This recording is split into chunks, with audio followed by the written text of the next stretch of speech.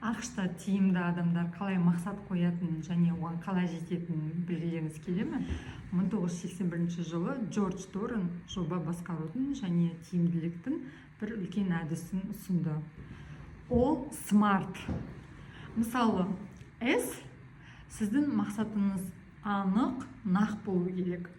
Мен ағылшын тілін оқығым келеді деген ол мақсат емес, ол жай ғана арман. Ал мен ағылшын тілін оқып, IELTS-ті 7-ге тапсырамын, Ұлыбританияда оқимын дегеніміз нағыз мақсат. М ол өлшенетін, яғни ағылшын тілін мен 7-ге тапсырамын.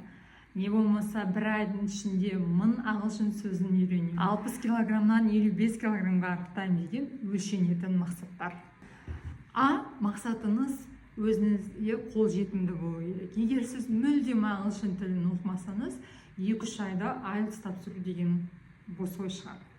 Ал егер сіз мен апта сайын 10 сағат ағылшын тілін оқуға уақыт бөлемін десеңіз, бұл нағыз қолжетімді мақсат.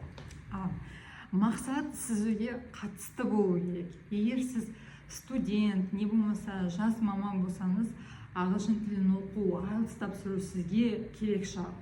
Ал егер сіз мүлдем ағылшын тіліне қатысты ешқандай жұмыспен айналыспасаңыз, мүмкін бұл сіздің мақсатыңыз емес шығар. Т. Мақсатыңыз уақытқа байланысты болу керек. Мен IELTS-ті 8 ай ішінде тапсырам дегеніміз, ол уақытқа байланысты мақсат.